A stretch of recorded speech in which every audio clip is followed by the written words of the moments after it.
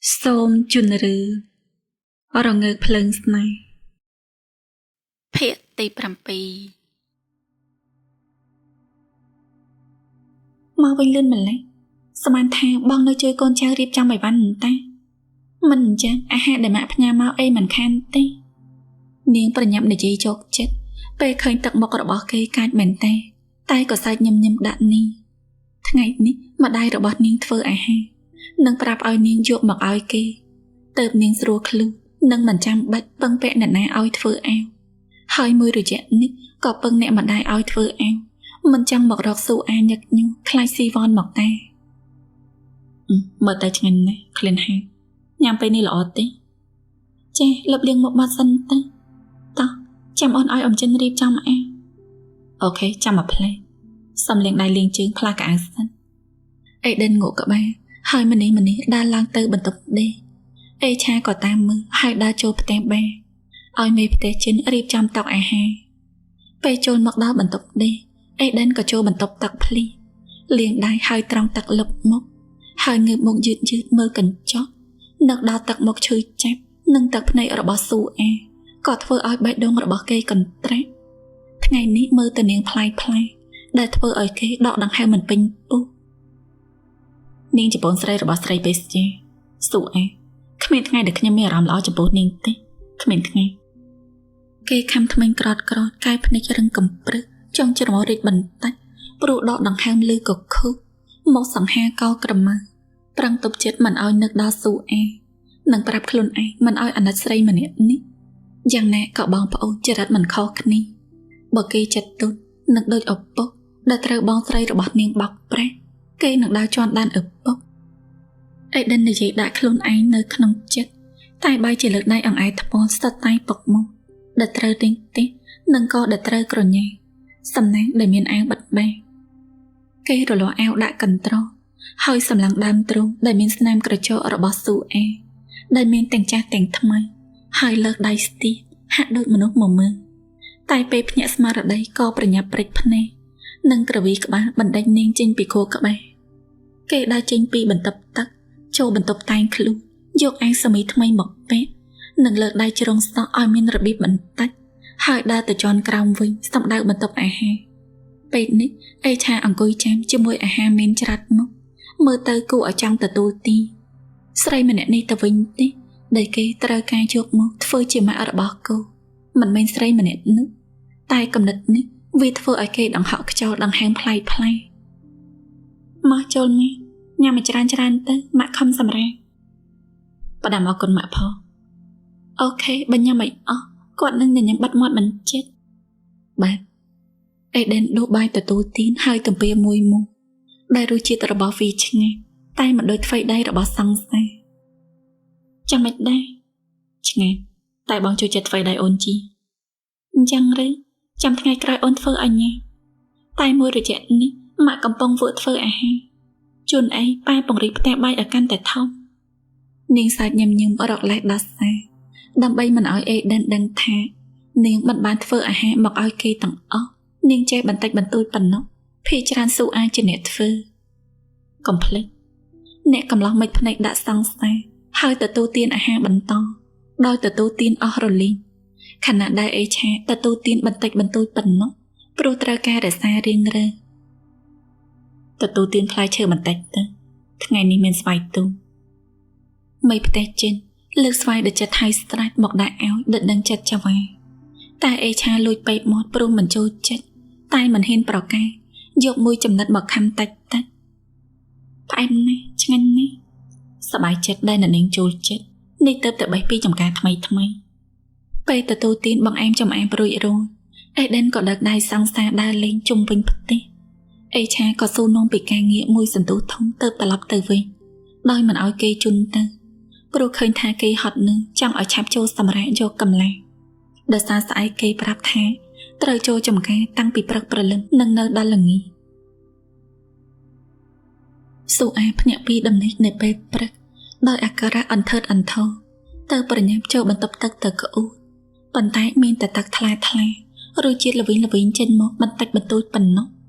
Bê nốt cần nước trong nằm bạc Tờ lập liền một mô Ngụt tờ tay khluôn hai đa chanh bị bần tốc យកនំប៉័ងដាក់ក្នុងម៉ាស៊ីនអាំងឈរហាត់ក្លិនឈ្ងុយរបស់វាបណ្ដៅលេបទឹកមាត់បណ្ដាពេលវាក្តៅក៏យកទឹកឃ្មុំច្របាច់ដាក់បន្តិចទទួលទានហាក់ដូចជាក្លិនខ្លាំងដិតទឹកមុខញញឹមក្លិនមែនទេគូទៅធ្វើបាតកម្មដាស់ម៉ាក់បាច់នេះនាងលើកដៃអង្អែលពូរៀបស្មើរបស់ខ្លួនឯងថ្នមនិងចាត់ការនំប៉័ងអស់ពីចំណិតបន្ទាប់មកក៏រើទូទឹកកកធ្វើបាយឆាព្រោះបាយសល់តាំងពីល្ងាចខ្លះសេក្នុងទូទឹកកកបបោះចោលក៏ស្ដាយវាមិនតាន់ជូរប្អូរហើយពេលទទួលទានបាយឆារួចរាល់ក៏លេបថ្នាំនិងដាក់វាជាប់កាបូបលើកស្ពីដើរចេញពីផ្ទះបាត់ទ្វារចាក់ស្តាវប៉ុន្តែពេលរួចរាល់ងាកក្រោយក៏ស្រ័យផ្លត់មកលើកដៃស្ទាបទ្រូងព្រោះឃើញអេដិនឈរសម្លក់នាងថ្មក្រោមដើមឈើមិនក៏ផ្ញើផ្អើម្ល៉េះលេណានៅក្នុងផ្ទះគេស្រែកសួរដោយការបេះបួរទាំងដែលឃើញហើយថានាងចេញពីផ្ទះម្នាក់ឯងហើយនាងក៏បាត់ទ្វារចាក់សោរួចដែរប្រហែលគ្មាននរណានៅក្នុងផ្ទះនោះទេគេចតឡានពីចម្ងាយនឹងដើរចូលមកព្រោះដេកមិនលុបទៅប្រញាប់ប្រញាល់មករកទាំងព្រឹកដើម្បីយកនាងទៅធ្វើការជាមួយខ្ញុំមិនបានលាក់អ្នកណាទេនាងខំមាត់ដាក់ដោយការខ្នើសចិត្តនឹងបានលឺអ្វីដែលគេនិយាយល្អហើយដែលម្នាក់ណាគេញាក់ស្មាដាក់បន្តិចនឹងច្រំភ្នែកមើលមុខនេះដែលត្រូវការស្វែងរកការពិតហើយលោកមកទីនេះធ្វើអីទាំងព្រឹកខ្ញុំកំពុងតែធ្វើការខ្ញុំមិនបានមកតាមមើលតែមិននាំទៅធ្វើការជាមួយខ្ញុំទៅដោយខ្លួនឯងបាន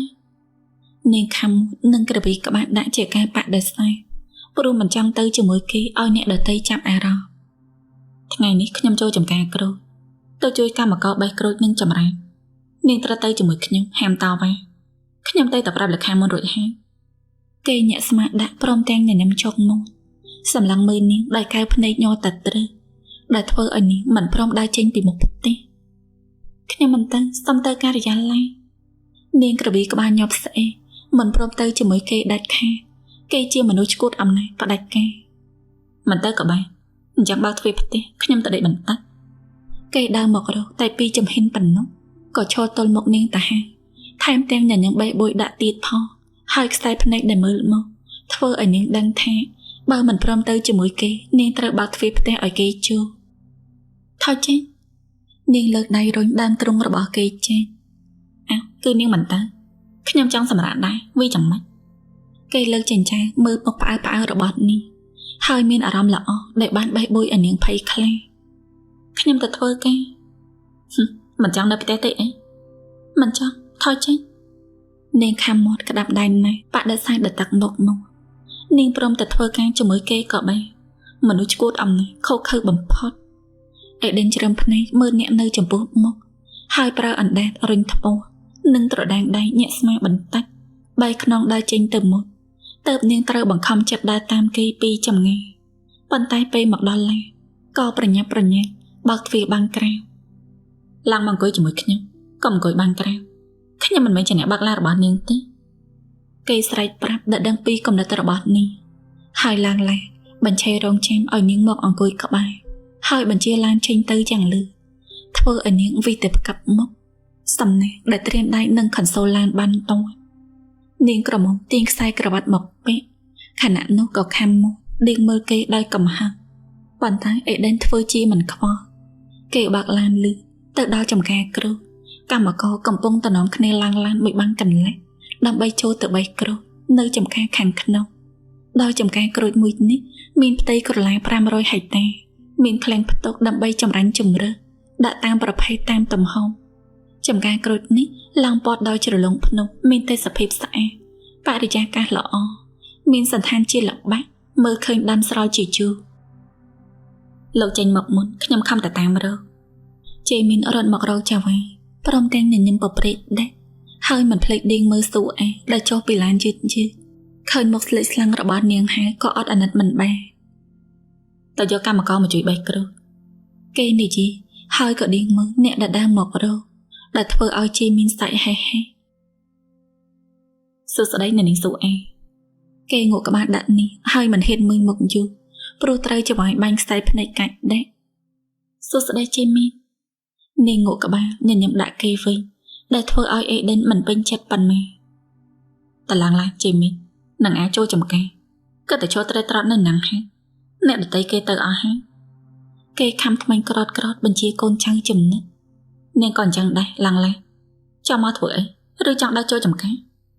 គេស្រែកកំហុកដាក់ខ្លាំងធ្វើឲ្យនាងខ្មាស់មកឡើងក្រហមងាប្រញាប់ប្រញាល់ឡើងឡានវិញអង្គុយស្ងៀមរងចាំឲ្យគេឡើងឡានាំចូលទៅខាងក្នុងខណៈដែលជេមីនមិនហ៊ាននិយាយអ្វីច្រើនក៏តែអង្គុយរឹងខ្លួនស្ដុះតាំងពីឡើងឡានរហូតដល់កន្លែងត្រូវបេះគ្រូចុះមកហើយយកកន្ត្រកទៅបេះគ្រូធ្វើតាមគេតាមឯងទៅសង្ឃឹមថាចេះធ្វើថ្ងៃនេះអ្នកត្រូវបាន5កន្ត្រកយ៉ាងតិចអេដេនងាកទៅប្រាប់អ្នកដែលចុះពីឡាខណៈដែលកម្មករនាំគ្នាកាន់កន្ត្រក4ជ្រុងបេះក្រូចដាក់ដោយភាពស្ទាត់ជំនាញស៊ូអាចុះពីឡាដើរទៅយកកន្ត្រកដែលត្រូវដាក់ត្រួតគ្នាហើយដើរទៅរកដើមក្រូចដែលមានកម្មករម្នាក់កំពុងបេះនាងមិនបានយកមុខនិងម៉ាស់មកជាមួយតែមិនអាចសុំអ្វីពីគេបានទៅត្រូវធ្វើការទាំងបែបនោះគ្មានស្អីការពេលថ្ងៃទេឬថ្ងៃវាខ្ពស់ឆេះមកអស់ហើយកម្មករស៊ូនាំនាងដោយការព្រួយបារម្ភព្រោះឃើញថានាងគ្មានទាំងមុខនិងម៉ាស់ថ្ងៃកាន់តែក្តៅទៅសំណាងល្អដែលនាងពេអាវដៃវានិងស្លៀកខោកាបូទោះវាជួយអីមិនបានច្រើនក៏ដែរមុខតែទៀតថ្ងៃក្តៅខ្លាំងណាស់នាងទៅរួចទេជេមីនដើរសសៀទៅស៊ូព្រោះខ្លាចនាងទៅមិនរួចនឹងយកមុខរបស់ខ្លួនឲ្យពេកគេទ្រាំបានមានតែម៉ាស់បិទមុខក៏មិនអីដែរហើយរឿងនេះត្រូវយកទៅប្រាប់ចៅហ្វាយ2នាក់ទៀតឲ្យដឹងអរគុណនាងយកមុខមកពាក់ភ្លាមដែលជាមុខស្លឹកកញ្ចាស់ប៉ុន្តែវាអាចបាំងថ្ងៃបាំងខ្យល់បានខ្លះដោយមិនភ្លេចញញឹមដាក់គេតែរូបភាពនោះធ្វើឲ្យអេដេនអត់ខឹងមិនបាននឹងខំមកខ្នៅចិត្តនឹងកូនចៅដែលធ្វើលើសតួនាទីនៃទឹកដាក់ជាប់ខ្លួននឹងចាប់អញឹកញាប់ទៅខ្ញុំទៅសិនហើយខ្លាចត្រូវចៅហ្វាយសម្លាប់ចៅជេមីនក្រឡេកឃើញខ្សែភ្នែកចងអាឃាតរបស់ចៅហ្វាយហើយក៏ស្រីឆ្អឹងខ្នងប្រញាប់ដើរទៅដើមក្រូចដែលខ្លួនឯងកំពុងបេះស៊ូអាតាមមើលជេមីនដែលដើរចេញទៅហើយក្រឡេកមើលអេដេនឃើញគេឈរអបដៃសម្លក់នាងថ្មទៅប្រញាប់ធ្វើការនៅចំពោះមុខបន្តក្លិនក្រូចនិងផ្កាក្រូចធ្វើឲ្យនាងមានអារម្មណ៍ល្អបានបន្តិចប៉ុន្តែកម្ដៅថ្ងៃដែលកាន់តែក្តៅទៅធ្វើឲ្យមុខរបស់នាងក្រហមងាយញើសក៏ហូរតាមជើងសក់តាមថ្ងៃនិងខ្នងបានត្រឹមតែប្រើដៃអាវជូតប៉ុណ្ណោះទៅរួចទៅនេះចេះទៅរួចនាងក្រមុំងួតក្បាលដាក់កម្មករស្រីដែលបេះក្រូចដើមតែមុំហើយយកចិត្តទុកដាក់ធ្វើការបន្តជិតដល់សម្រាប់ថ្ងៃត្រង់កម្មករនាំគ្នាចូលមកលុបយកអាហារទទួលទីខណៈដែលនេះបានត្រឹមតែឈរមើលគេឯងដល់ទឹកមុខស្រពោព្រោះមិនបានត្រៀមអ្វីមកជាមួយមានតែទឹកមួយដបដែលជេមីនយកមកអាវ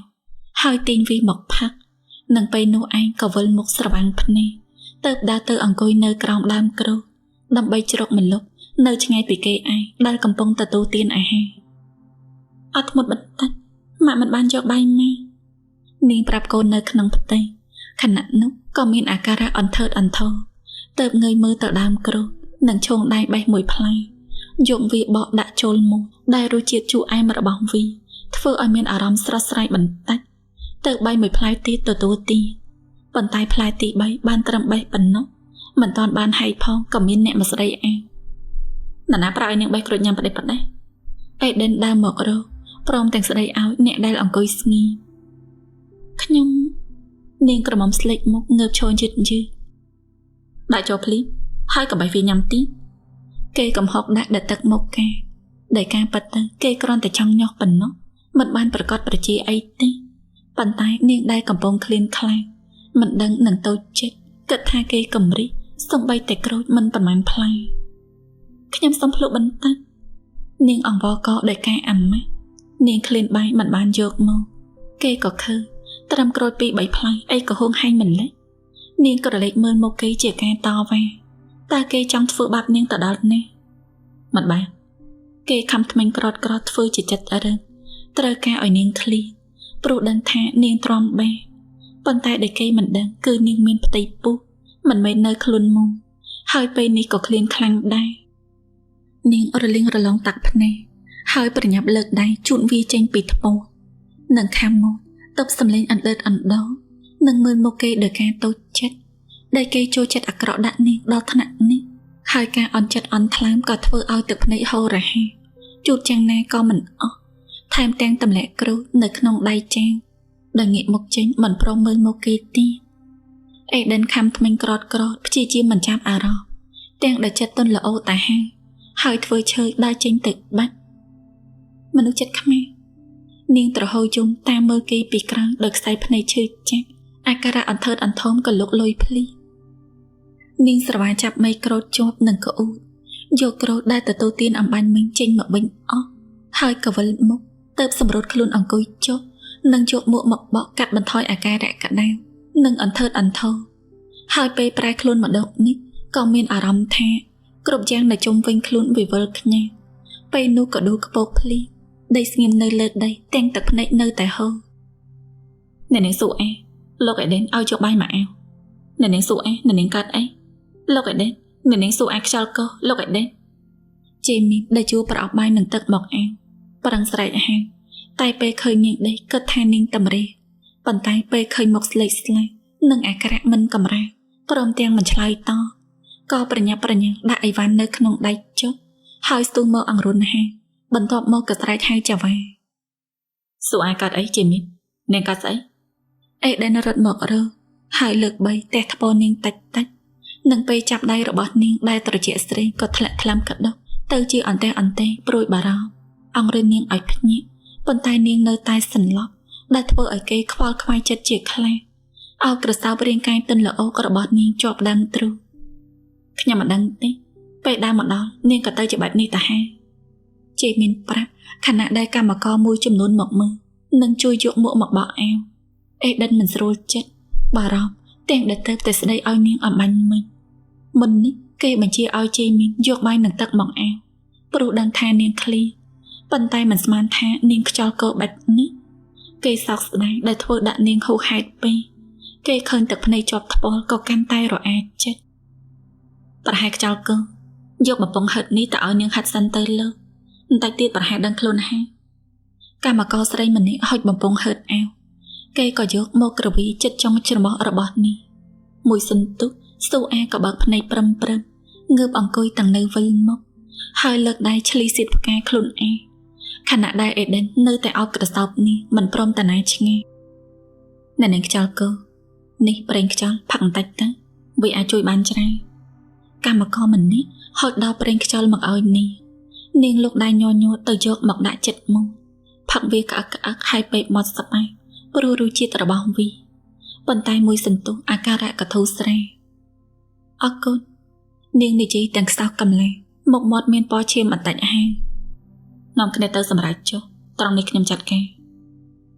អេដិនប្រាប់កម្មករនិងជេមីនឲ្យទៅសម្រាប់ចំណែកស៊ូអេទុកឲ្យគេមើលថែខ្ញុំលេងអីហើយនាងរុញដៃគេចេញតែអេដិនមិនព្រមនៅតែអោបនាងអង្គុយបែបនោះហើយសម្លឹកមុខនាងតតែច្បាស់ថានាងអាចអង្គុយខ្លួនឯងបានទៅព្រមប្រឡែងដែរកុំសម្ដីហំពេកហើយអំបញ្ញមិញណាខ្យល់កោឲ្យអ្នកដទៃអំបិលទុកគេធ្វើជាមុខមមដាក់និយាយស្ដីដោយសំឡេងគំរោះគំរើបិទបាំងអាការៈព្រួយបារម្ភរបស់ខ្លួនហើយឈោងដៃយកប្រអប់បាយមកបើកហុចអាវញ៉ាំបាយទៅ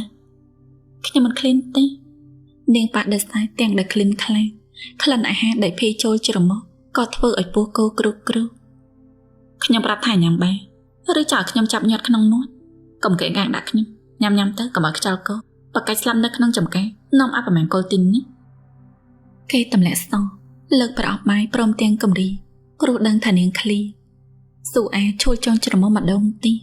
ព្រោះពាក្យសម្ដីរបស់គេវាខុសខើពេកហើយតែក៏ព្រមទទួលទីទាំងបង្ខំចិត្តទឹកភ្នែកក៏ហូរដែលមានគេខ្លំមើលគ្រប់ពេលវេលាអេដិនក៏ចង់ជួយជូតទឹកភ្នែកឲ្យដែរប៉ុន្តែបានត្រឹមតែអង្គុយស្ងីក្តាប់ដៃម៉ែមើលមកដោយការព្រួយបារម្ភហើយក្រឡេកទៅឃើញក្រូចដែលនាងទម្លាក់ចោលអំបញ្ញមិញក៏រំជួលចិត្តនាងប្រហែលឃ្លានខ្លាំងទៅសន្លប់បែបនេះ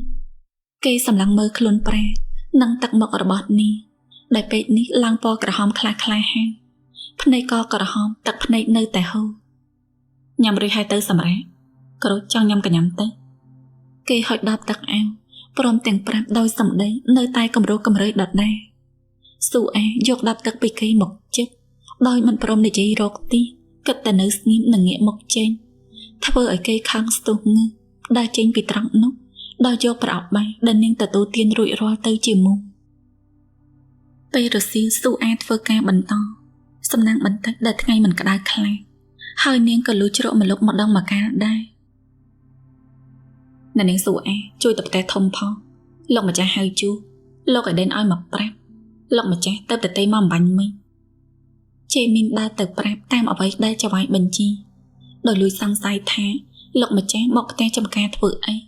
ព្រោះមួយរយៈនេះមិនតំណេថែមទាំងឲ្យមកហៅស៊ូអាទីលោកម្ចាស់មកឬនាងផ្អាកធ្វើការងារមកមើលជេមីនដោយការងឹងឆ្ងល់ដោយមិនស្មានទេថាលោកម្ចាស់មកទីនេះចំពេលដែលនាងចង់ជួបល្មមបាទហើយលោកម្ចាស់ឲ្យហាក់អ្នកនាងទៅជួបគេងក់ក្បែរនិងលួចដៀងមើលចៅហ្វាយដែលឈរច្រាត់ចង្កេះមើលមកដល់ទឹកមុខមិនស្រស់ចាអ៊ំស្រីខ្ញុំពឹងចាត់ចែងកន្ត្រកនេះផងស៊ូអាងាកទៅប្រាប់កម្មករស្រីដែលចិត្តល្អឲ្យខ្ចីប្រេងខ្យល់និងចេះតែស៊ូនោមអាការៈរហូតកំឡុងពេលធ្វើការហើយដោះមកកាន់ដើរតាមជេមីសម្ដៅឡានរបស់អេដេដែលពេលនេះគេកំពុងតែឈរចាំដល់ទឹកមុខក្រមើឲ្យឆាប់ឡាស្ពឹកសពុនឬពេលដឹងថាប៉ាខ្ញុំហៅក៏ធ្វើឯងរំអ៊ូចង់ទាមទារការអាណិតអេដេននៅតែឌីមដាមមិនព្រមបន្ធូរបន្ថយអាវខ្ញុំថាបញ្ញាប់ទៅល្អជាងតែលោកម្ចាស់ចាំយូរអេដេនជួយដល់ការប្រាប់ទូនិយាយខ្សឹបក៏ដែរឡើងឡានទៅអេដេនកំហុកដាក់កូនចៅហើយឡើងលែទៅស៊ូអាមនីឡើងតែទាញទ្វារបិទថ្នមនិងទាញខ្សែក្រវ៉ាត់ពាក់ភ្លីប៉ាខ្ញុំមកដល់កទេហៅរកនាងមុនសម្បូរស្នេហ៍មេពេលបញ្ជាឡានចេញទៅអ្នកបញ្ជានៅតែឆ្លៀតរកឬអ្នកដែលអង្គុយស្ងៀមនៅក្បែរដោយអារម្មណ៍មួតម៉ែមិនដឹងថាឪពុករបស់គេហៅស៊ូអាតែធ្វើអ្វីហើយមិនដឹងថាមកផ្ទះចំការរឿងអីដែរខ្ញុំមិនបានធ្វើអីទេលោកម្ចាស់ហៅដល់ខ្លួនឯងរឿងអីខ្ញុំក៏មិនដឹងដូចតលោកដែរនាងខំមាត់ដោយការអត់ធ្មត់ខ្ញុំក៏មិនចង់ដឹងដែរថាប៉ាខ្ញុំហៅនាងទៅធ្វើអីនាងងាកមុខចេញមើលទៅក្រៅបង្អួចរថយន្តដោយមិនចង់តថ្នឹមនឹងគេទីគេជាមនុស្សកំណាស់ខូខើចូលចិត្តរកឬអេដិនខំថ្មិញក្រោតបន្ថែមល្បឿនរថយន្តកាន់តែលឿនទៅនាងស្រវ៉ាចាប់ប្រដាប់ចាប់នៅលើក្បាលភ្លីប្រូខ្លានិងក្រឡេកមើលគេបន្តិចទៅប្រញាប់ងាកមកវិញពេលត្រូវគេសម្លក់សម្លាប់ហើយពេលមកដល់ផ្ទះធំនាងក៏ប្រញាប់ប្រញាល់ដោះខ្សែក្រវ៉ាត់ចុះពីលេលោកម្ចាស់រងចាំអ្នកនាងនៅបន្ទប់ទទួលភ្ញៀវអូននេះដែលជាស្រីបំរើនៅផ្ទះធំចេញមកឈរចាំមុនតាហាទៅរាយការណ៍ភ្លីពេលនាងមកដល់នឹងដើរនាំមុខទៅបន្ទប់ទទួលភ្ញៀវកុំនិយាយរឿងអីឲ្យប៉ារបស់ខ្ញុំលើចដាច់ខាតអេដេស្ទឹងមកស្រវាចាប់កដៃរបស់នាងកញ្ឆក់ទៅចិត្តនឹងខំថ្មិញនិយាយខ្សឹបជាការកំរីហើយរលាស់ចេញដើរលឿនស្លេកទៅបន្ទប់ខ្លួនឯងតោះឲ្យនាងលើកដៃដែលត្រូវចាប់ច្របាច់កដៃអំបញ្ញមិញមើលដើម្បីគេចពីខ្សែភ្នែករបស់អ្នកបម្រើដែលមើលមកលោកម្ចាស់នៅទីនោះពេលមកដល់បន្ទប់ទទួលភ្ញៀវអូននីមក៏ងាកដៃប្រាប់ហើយដើរចេញទៅស៊ូអាដើរទៅរកអ្នកនៅខាងក្នុងសូមគោរពលោកម្ចាស់នាងអោនគំនោះបរោះវ័យចាស់ដែលក្មេងជាងវ័យដោយការគោរពដែលបើគ្មានគាត់នាងនឹងក្មួយស្រីក៏មិនដឹងថានឹងទៅជេរចាំម៉ែតាហើយពេកនេះសួស្ដីស៊ូអាអង្គុយមកលោកអាសាងក់ក្បាលញញឹមដាក់និងពិនិត្យមើលក្មេងស្រីចំពោះមុខឃើញទឹកមុខសោកសៅហើយក៏អាណិតមិនដឹងថាកូនប្រុសច្បងរបស់ខ្លួនគិតឃើញយ៉ាងណាបានជាធ្វើបាបនាងបែបនេះស៊ូអាដាក់បង្គុយលើសាឡុងស្រាក់ដៃដាក់លើផ្លូវមើលតអ្នកមានគុណដោយការក្រែងរឯងចិត្តមិនដឹងថាលោកម្ចាស់ហៅមកធ្វើអីខណៈនោះមេផ្ទះចិនក៏លើកទឹកមកដាក់អាវនិងមើលមកនាងដោយការមិនពេញចិត្តតែក៏មិនអាចធ្វើអ្វីបានក្រៅពីដើរចេញពីបន្ទប់ទទួលភ្ញៀវវិញពេលធ្វើការងាររបស់ខ្លួនរួចរាល់សុខសប្បាយទេខ្ញុំខានមកទីនេះយូរលោកអាសាសួរសុខទុក្ខចាខ្ញុំសុខសប្បាយទេលោកម្ចាស់នាងក៏រលែកមើលអ្នកស៊ូបន្តិចហើយទម្លាក់ភ្នែកមើលដៃរបស់ខ្លួនឯងហើយកន្លែងធ្វើការមានបញ្ហាអីដែរទេខ្ញុំចង់មានន័យដល់អីដែរតិចតួចដែរលោកម្ចាស់គឺខ្ញុំនាងខំមាត់ហើយសម្រេចចិត្តនិយាយពីគោលបំណងរបស់ខ្លួនឯងយ៉ាងម៉េចគឺខ្ញុំសុំលាឈប់ចង់ផ្លាស់ទៅនៅសេអ៊ូជាមួយក្មួយស្រីបើលោកម្ចាស់មេត្តានាងសម្រេចចិត្តប្រាប់ទាំងទឹកភ្នែករលីងរលូ ទាំងដែលមិនចង់មានឈ្មោះថារមិលគុណប៉ុន្តែពេកនេះនាងនៅទីនេះលែងបានហើយមានហេតុផលអីដែលសុំលាឈប់ហើយផ្លាស់ចេញពីទីនេះប្រាប់ខ្ញុំបានទេលោកម្ចាស់ដកដង្ហើមមិនពេញពុះដំបូងស្មានថានាងទូលពិតរឿងដែលត្រូវអេដិនធ្វើបែបប៉ុន្តែបែរជាសុំរឿងផ្សេងទៅវិញគឺ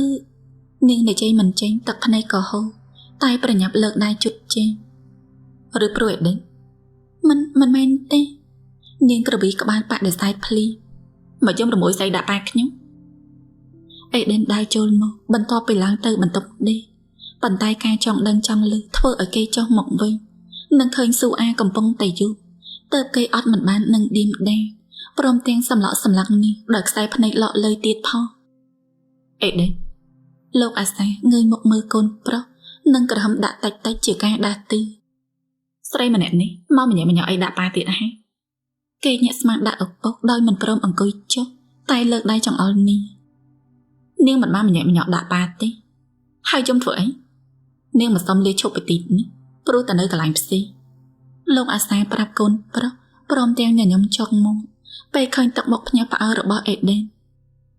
លោកម្ចាស់ទឹកភ្នែករបស់ស៊ូអាហូរកាន់តែខ្លាំងងើយមើលមុខលោកម្ចាស់ដោយអារម្មណ៍មិនល្អ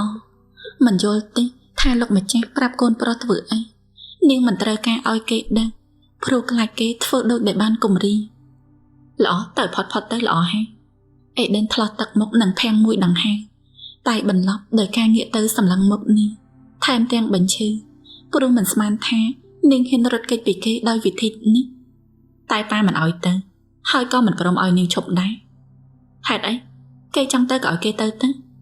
អេដិនធ្វើជាមិនចាំអារម្មណ៍ចង់ទៅក៏គេមិនថាតែកុំសង្ឃឹមថាគេចពីគេផុតឲ្យសោះព្រោះប៉ានឹងឲ្យនាងរៀបការជាមួយឯងអេដិនលោកម្ចាស់និយាយតាមធម្មតាប៉ុន្តែប្រកាសប្រជាធ្វើឲ្យកូនប្រុសនិងស៊ូអាស្រឡាញ់គេតែដោយអារម្មណ៍ផ្សេងពីគ្នាអត់ទេលោកម្ចាស់នាងក្រវីក្បាលបដិសេធភ្លីបេះដូងក៏ធ្លាក់ទៅនៅនឹងភ្នែកគោខ្លួនប្រានក៏ស្ពឹកស្អីគេប៉ាបង្កប់បង្ខំខ្ញុំឲ្យរៀបការជាមួយស្រីម្នាក់នេះមិនបានទេតែក៏ដឹងដែរថាខ្ញុំមានសង្សារហើយគឺអេឆាហើយប៉ាឲ្យខ្ញុំរៀបការជាមួយស្រីម្នាក់នេះធ្វើអីឈួតមេអេដិនឈរចំទីនៃជីដល់តាក់មុខតានតាំងខណៈនោះក៏ចង្អុលមកស៊ូអាពេលដែលស្រីស៊ូឪពុកដោយការរកឬប៉ាត្រូវការឯងរៀបការអេដិនហើយប្រពន្ធឯងគឺស៊ូអាលោកម្ចាស់បញ្ជាក់ប្រាប់កូនប្រុសម្ដងទីដោយមិនត្រូវការឲ្យគេបដិសេធទំនួលខុសត្រូវរបស់ខ្លួនឯងត្រឹមសង្សារអាចបែកគ្នាបានតែនេះប្រពន្ធហើយគឺត្រូវតែទទួលខុសត្រូវខ្ញុំរៀបការដាច់ខាតយ៉ាងណាក៏ខ្ញុំមិនព្រមដែរតែបើគាត់បង្ខំខ្ញុំមិនបានទេខ្ញុំមិនបានចូលចិត្តនេះខ្ញុំមិនរៀបការហេតុអីប៉ាបង្ខំឯងមិនបានឯងធ្វើស្អីខ្លះឯងត្រូវតែដឹងច្បាស់ខ្លួនឯងហើយពេលឮឪពុកនិយាយបែបនេះគេក៏ចងចិញ្ចាសម្លឹងមើលមកគាត់ហើយក៏ងាកទៅកំហុកដាក់ស៊ូអានេះទូប៉ាស្អីដាក់ប៉ាខ្ញុំស៊ូអាគេស្ទុះទៅស្រវាចាប់ដាំដៃរបស់នេះច្របាច់ខ្លាំងធ្វើឲ្យនាងឈឺអូយខ្ញុំឈឺលេនាងក្រវីក្បាលបដិសេធលើកដៃរុញដើមទ្រូងរបស់គេលេងស៊ូអាភ្លាមអេដិនលោកម្ចាស់ងើបឈរនិងស្រែកបញ្ជាដល់ទឹកមុខមួយឲ្យលេងឬបាទគេខឹងខ្លាំងរុញនាងមួយតំហាំសំណាងណាស់ដែលសឡុងទុនទើបធ្វើឲ្យឈឺខ្លួនមិនសូវខ្លាំងប៉ុន្មានអូយអេដិនឯងខ្លាំងដែរម្ល៉េះប៉ាបញ្ជាឲ្យឯងទទួលខុសត្រូវចំពោះអ្វីដែលឯងបានធ្វើកុំគិតថាប៉ាមិនដឹងថាឯងធ្វើអ្វីនាងខ្លះឬត្រូវនិយាយឲ្យប្រកាសឲ្យមនុស្សទូទាំងចំការដឹងថាឯងរំលោភនេះបើឯងមិនទទួលខុសត្រូវប៉ានឹងអូសឯងចូលគុកលោកឪពុកស្រែកខ្លាំងព្រមទាំងចង្អុលមកកូនប្រុសដោយកំហឹងដែលអេដិនធ្វើតង្វើបែបនេះដាក់មនុស្សស្រីដែលមានកម្លាំងបាយតិចជាងខ្លួនហើយប៉ាមិនក៏ដឹងថាខ្ញុំរំលោភនេះមិនមែននាងមកស្ទួយខ្ញុំដល់បន្ទប់ដេកមុនទេឬប៉ាមិនដឹងទេថានរណាជាអ្នកចាប់ផ្ដើមមុនប៉ុន្តែប៉ាជឿជាក់ថាមិនមែនស៊ូអាហើយបន្ទាប់ពីនោះនរណាជាការចាប់ផ្ដើមដោយការទៅរករឿងនាងដល់ផ្ទះប្រាប់មកកុំគិតថារឿងនេះផុតពីភ្នែកប៉ាបានឲ្យសោះព្រះអើយអ្នកកំឡោះស្រ័យខ្លាំងលើពេញបន្ទប់ទទួលភ្ញៀវធ្វើឲ្យស៊ូអាញ័រខ្លួនដោយការភ័យខ្លាចទឹកភ្នែកក៏ហូររហ័សជាពិសេសពេលដែលត្រូវគេសម្លាប់មុខដោយខ្សែភ្នែកឆាបឆេះដល់ភ្លើងកំហឹង